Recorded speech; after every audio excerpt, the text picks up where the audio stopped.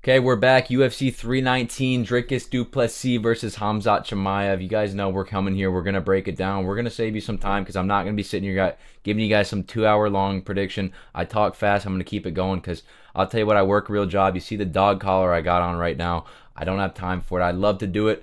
I'd love to, but I can't do it. So we're going to keep this one short, fast, hopefully under 10 minutes. That's the goal here.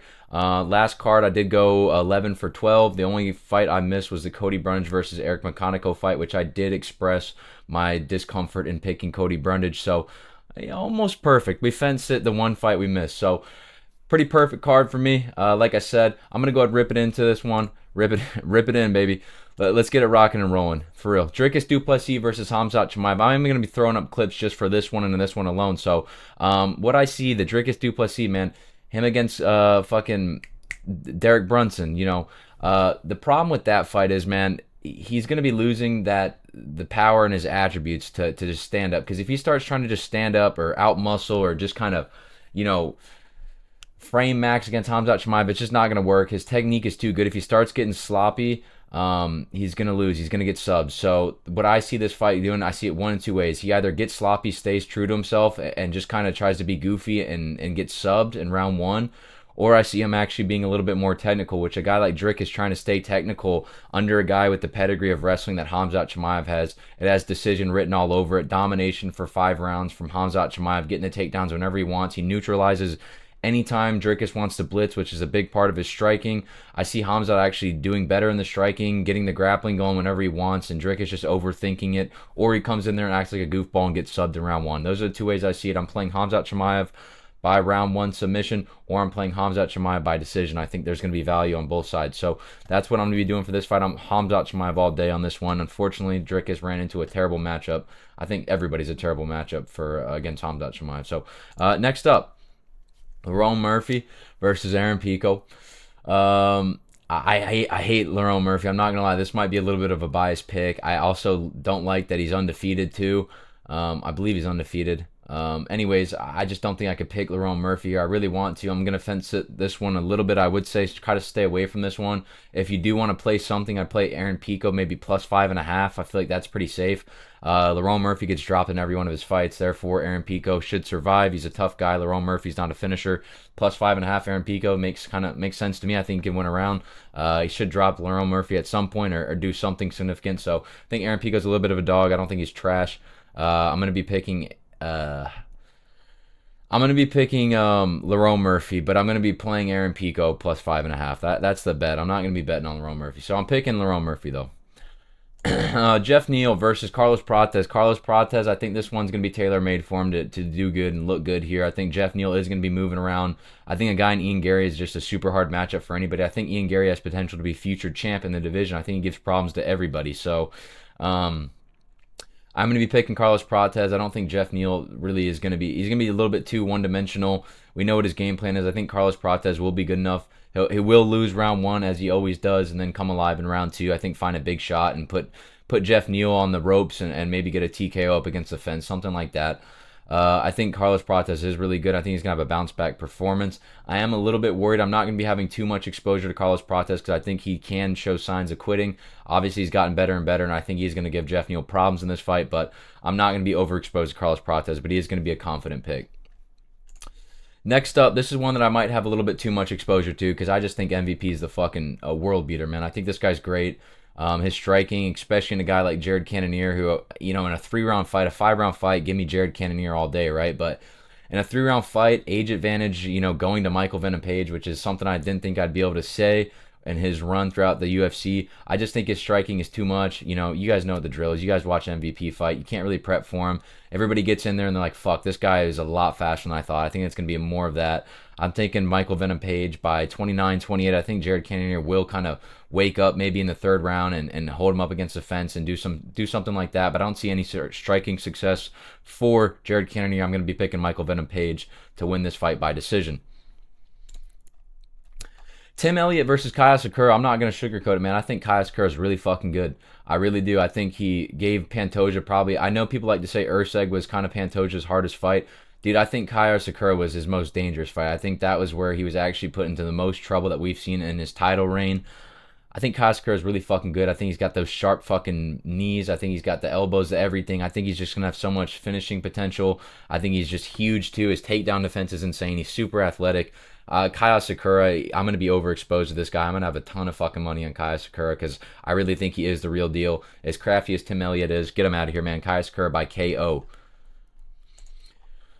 Okay, I've got a little bit of a weirdo pick here. King Green versus Diego Ferreira, and I'm not going to sit here and try to tell you otherwise or this or that. Dude, you could be on Diego Ferreira all you want. All I'm saying is I'm picking Bobby Green this one.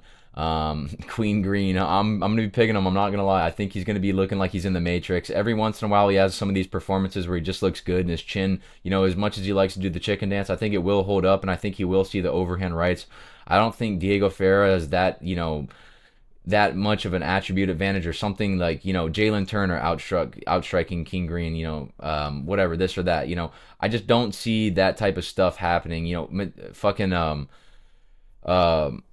he's spinning wheel kick. I can't think right now. I'm trying to go fast, but Diego Ferreira's not doing any of that shit. He doesn't have the attributes. I think he's going to be a little bit simple to Bobby Green. I think, in Chicago, I think he's going to have a little bit of an energy boost. I'm picking King Green by decision here. Let's go and rock with that one. Queen Green getting it done. Gerald Meerschaert versus Mikhail Zajac. Now, here's the thing, guys. I know everybody's going to be over GM3. He's going to be probably one of the dogs of the week. I assume he's the dog in this fight. But I'm picking Mikhail Zajac. I think just watching him dominate round ones like he does and look good against guys who are way more polished strikers, way better at striking. I think he's just dense, and I think I've seen Gerald Meerschaert get his ass ran over in round one way too many times, where I think Mikhail actually can put somebody away if he starts to put it on them. So I'm going to be picking Mikhail. I think the way to play it is play Mikhail in round one, or have him finish off your parlays, do an early prelim parlay and have that be the finishing leg. And then if it gets out of round one, go ahead and throw some money on Gerald Meerschaert to get the good odds. So I think that's the way to play it. Next up, so I am picking Mikhail. Next up, Jessica Andrade, Lupi Godinez. I'm not fucking picking Jessica Andrade, bro. I don't give a fuck, man. I'm not doing it. I'm picking Lupi. I ride with Lupi pretty much every time she gets on here and fights. So I think her having the height advantage here, getting into that scrap, this will be a scrap, I think so, but I think watching Lupi go to the wrestling last fight and look good in the wrestling last fight, I think I like that a lot. I'm going to be riding with the momentum. I'm going to be picking Lupi Godinez because I think she can go to the wrestling, and I think she can get the takedowns if she wants them. So I'm picking Lupi by decision. Actually, or by sub. Decision or sub. I think they're both equally as likely to happen. Chase Hooper versus Alexander Hernandez. I don't want to pick Chase Hooper here. For some reason, something's telling me that this one's going to be a stinker for Chase Hooper, but I am going to be picking him.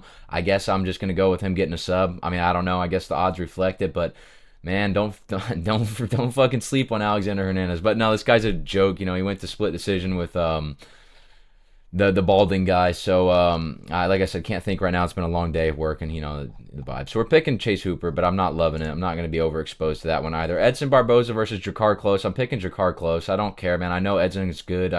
I hear you, but I just think Jakar's going to be able to get the takedowns. I don't think Edson's as dangerous as Joel Alvarez. I don't think he's as big. I think Jakar's going to be able to ragdoll Edson a little bit, and we've seen that happen to him before. I know Edson has great takedown defense, but I just have a feeling Jakar Close is going to be able to get the takedowns and kind of get it done, get to a boring decision, and squeak out a win. So that's kind of the way I see it. I'm going to pick Jakar Close by 29-28 split decision.